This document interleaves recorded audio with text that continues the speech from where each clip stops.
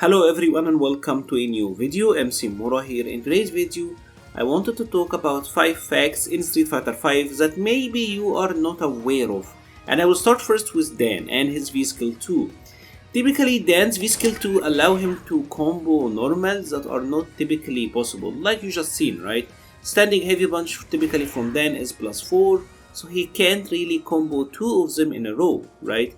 Now what's really interesting about this V-Skill isn't that it just allows this, it's some of the ramifications of it. One of the interesting things here is that standing heavy punch, as you see, does 70 damage, 120 stun. If we combo 2 of them in a row, it's doing 133 damage, right? That is 2 standing heavy punches. Now what's pretty interesting here is that if you happen to land this with his V-Skill 2, it's like the same combo, it's doing 102 damage, right? Despite it being standing heavy punch into standing heavy punch.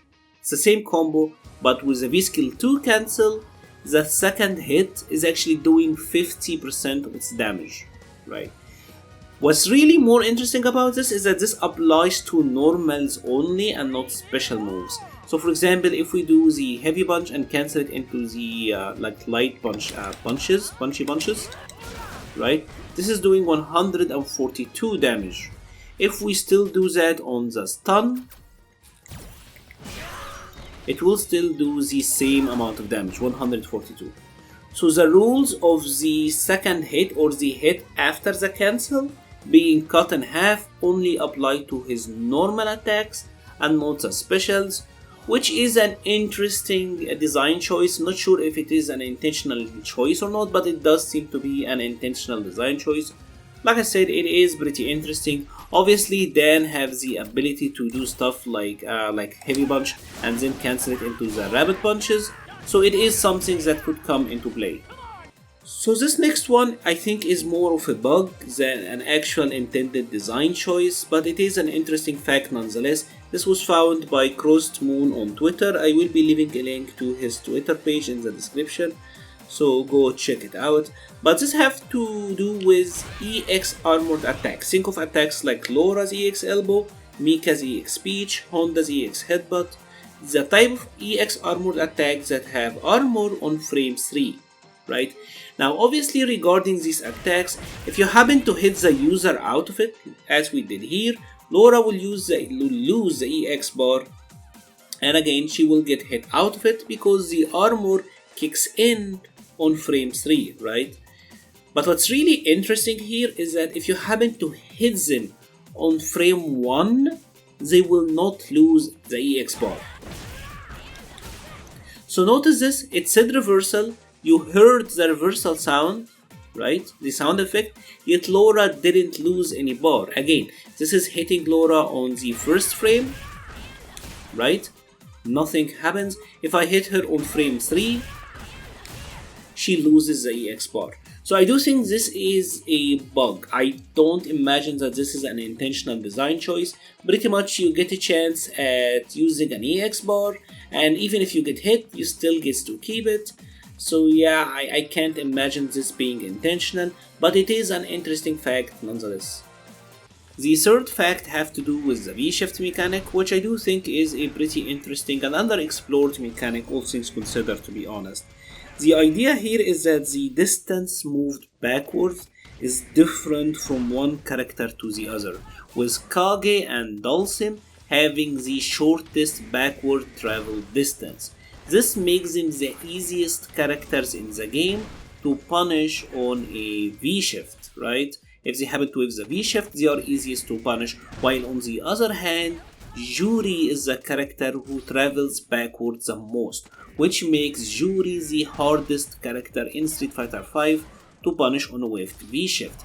Now, what's even more interesting is that even if the characters have the same backwards travel distance, such as Ryu and Sakura, both of them travel backwards the same distance, the V-shift break, if they happen to successfully V-shift something, the V-shift break forward movement distance is also different, as you will note here that Guile Jab is punishing Sakura, but it's not punishing Ryu, right? So you might think, is it better to have a longer V shift or a shorter V shift? And I do think it is kind of a balancing act.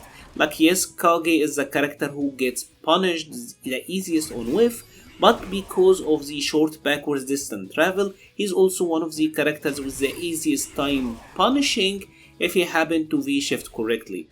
I think it's fascinating, to be honest, and certainly an underexplored aspect. I would love to actually get like a tier list on which have the longest forward moving V-shift break. I do think that would be awesome. The next fact have to do with Bison, and obviously in Street Fighter V there are many characters who have a lot of armored attacks, right? And there aren't that many armor breaker attack in Street Fighter V. For example, here Abigail, if we do blast, he'll still will like just straight out armor through. If you do scissors, he will straight armor through. The only real way to stop him is with super, right? Now, what's really interesting about Bison is that he actually have a hidden armor breaker attack in his V trigger. Here, for example, if we did the Psycho Crusher, it still doesn't armor break. But what's really interesting is that if you happen to land the bomb detonation actually does break armor, right? So regardless of how many armored hits your opponent can endure, the detonation will outright break that armor and you get the follow-up juggle.